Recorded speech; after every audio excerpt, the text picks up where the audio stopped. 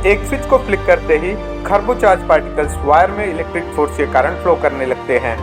आज हम लगभग हर चीज को चलाने के लिए बिजली का उपयोग करते हैं, लेकिन पहले बिजली की आपूर्ति का उपयोग केवल बिजली के बल्ब जलाने के लिए किया जाता था। दोस्तों, गेट इंस्पायर्ड पर आज हम बात करने वाले हैं बल्ब के बारे में।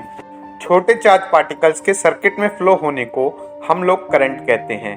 बिजली की आपूर्ति में इन छोटे चार्ज पार्टिकल्स को इलेक्ट्रॉन कहा जाता है, जो हर एटम में पाया जाता है और नेगेटिवली चार्ज्ड होता है। पहला लाइट बल्ब अमेरिकी आविष्कारक थॉमस एडिसन ने 1881 में बनाया था। मात्र 25 सालों के भीतर यह लाखों घरों में पहुंच गया था। सबसे पहले जब वार्निंग साइंस की जरूरत पड़ी, जो लोग दियों और मोमबत्तियों में तेल डालकर रोशनी किया करते थे, उन्होंने बल्ब अस्वीकार कर उसे यूज करने से मना कर दिया।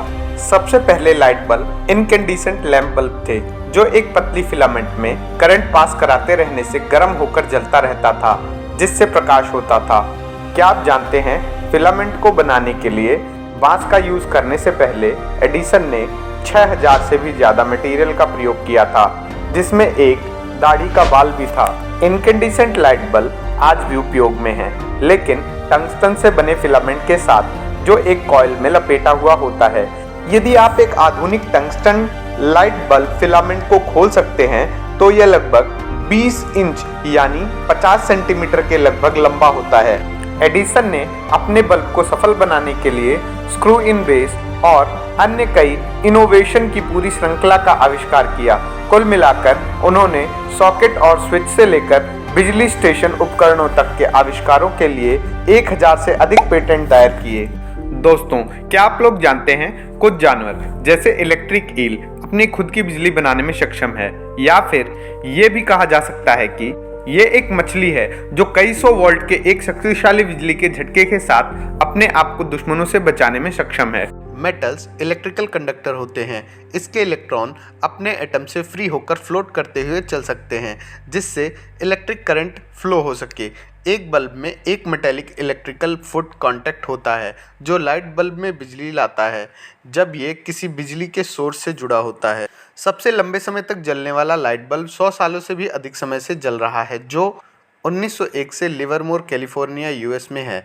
यह 4 वॉट पावर पर काम करता है, जबकि अधिकांश इनकैंडिसेंट लाइट बल्ब 60 वॉट या 100 वॉट पर काम करते हैं। इनकैंडिसेंट बल्ब इनर्ट यानी निष्क्रिय गैसों से भरे हुए होते हैं, नहीं तो हवा में उपस्थित ऑक्सीजन फिलामेंट को जल्दी से जला देगा। सबसे आम इनर्ट गैस आर्गन है, जिसका नाम ग्रीक शब्द इनएक्टिव से आया है।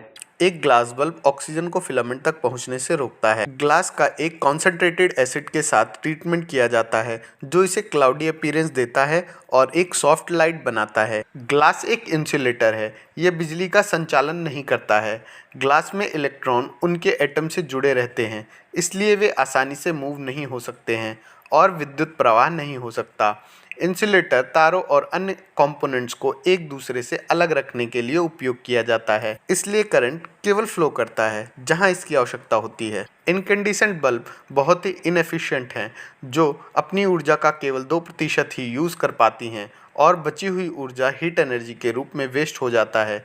आज यही इनकैंडिसेंट लैंप बल्ब मुख्य रूप से कुशल फ्लोरोसेंट लैंप और एलईडी बल्बों के द्वारा रिप्लेस करे जा रहे हैं। अधिकांश घरों और व्यवसायों को बिजली की आवश्यकता हीटिंग और रेफ्रिजरेशन के लिए होती है। आइए दोस्तों, एक इंटरेस्टिंग फैक्ट के बारे में जानते हैं।